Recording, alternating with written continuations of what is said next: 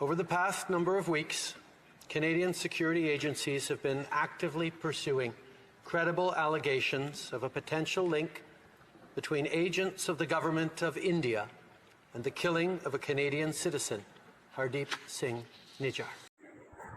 ਹਿੰਦੁਸਤਾਨ ਦੀ ਮੋਦੀ ਸਰਕਾਰ ਨੇ ਕੈਨੇਡਾ ਦੇ ਵਿੱਚ ਖਾਲਿਸਤਾਨ ਦੇ ਵੱਡੇ ਲੀਡਰ ਹਰਦੀਪ ਸਿੰਘ ਨਜਾਰ ਨੂੰ ਕਤਲ ਕਰਾ ਦਿੱਤਾ ਹੈ।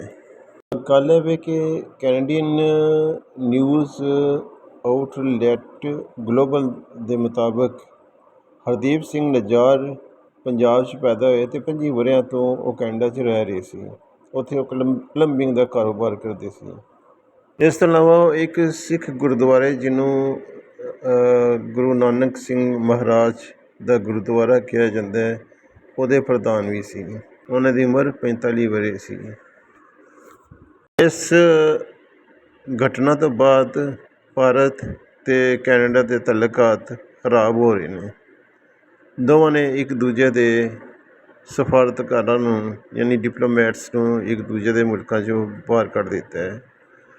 ਨਜਾਰ ਪੰਜਾਬ 'ਚ ਪੈਦਾ ਹੋਏ ਅਤੇ ਇੱਕ ਸਿੱਖ ਰਿਆਸਤ ਯਾਨੀ ਖਾਲਿਸਤਾਨ ਦੀ ਤਹਿਰੀਕ 'ਚ ਸ਼ਾਮਲ ਸੀ ਔਰ ਇੱਕ ਵੱਡਾ ਨਾਂ ਸੀ। ਹਿੰਦੁਸਤਾਨ ਦੀ ਹਕੂਮਤ ਨੇ ਉਹਨਾਂ ਨੂੰ ਆਤੰਕਵਾਦੀ ਦਾ ਖਿਤਾਬ ਦਿੱਤਾ ਹੋਇਆ ਸੀ ਜਾਂ ਲੇਬਲ ਲਗਾਇਆ ਹੋਇਆ ਸੀ। ਹਿੰਦੁਸਤਾਨੀ ਨਿਊਜ਼ ਏਜੰਸੀਆਂ ਦੇ ਅਨੁਸਾਰ ਉਹਨਾਂ ਦੀ ਗ੍ਰਿਫਤਾਰੀ ਦਾ ਵਾਰੰਟ ਵੀ ਜਾਰੀ ਕੀਤਾ ਗਿਆ ਸੀ।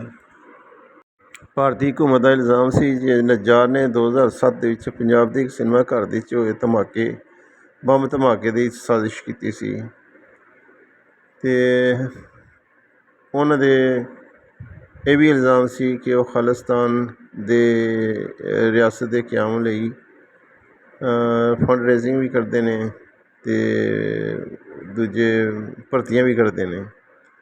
ਪਰ ਨਜਾਰ ਇਸ ਗੱਲ ਦੀ ਨਿੰਦਾ ਕਰਦੇ ਸੀ, ਤਰਦੀਦ ਕਰਦੇ ਸੀ। 29 ਅਕਤੂਬਰ ਨੂੰ ਮੁੜ ਵੋਟਾਂ ਪੈ ਰਹੀਆਂ ਇੱਥੇ।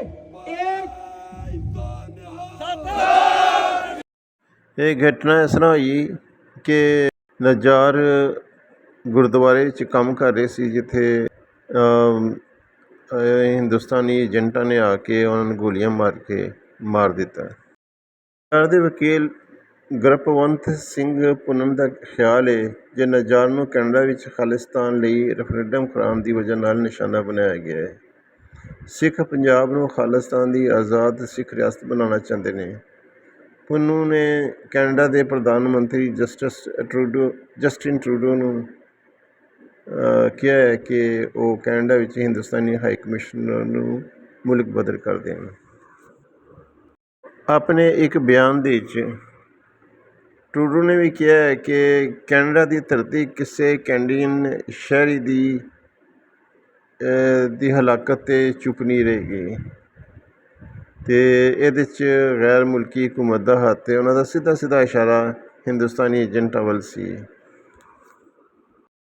ਟਰੂਡੋ ਨੇ ਇਹ ਵੀ ਕਿਹਾ ਕਿ ਇੰਡੋ ਕੈਨੇਡੀਅਨ ਕਮਿਊਨਿਟੀ ਦੇ ਜਿਹੜੇ ਲੋਕ ਨੇ ਉਹਨਾਂ 'ਚ ਸ਼ਦੀਦ ਗਮ ਅਤੇ ਗੁੱਸਾ ਪਾਇਆ ਜਾਂਦਾ ਹੈ ਅਤੇ ਉਹ ਮੁਤਾਲਬਾ ਕਰਦੇ ਨੇ ਹਿੰਦੁਸਤਾਨ ਦੀ ਹਕੂਮਤ ਨੂੰ ਕਿ ਇਸ ਮਾਮਲੇ ਦੀ ਤਹਿ ਤੱਕ ਜਾਣ ਵਾਸਤੇ ਉਹਨਾਂ ਨਾਲ ਤਾਵਨ ਕਰਨ। ਦੂਜੇ ਪਾਸੇ ਕੈਨੇਡਾ ਨੇ ਭਾਰਤ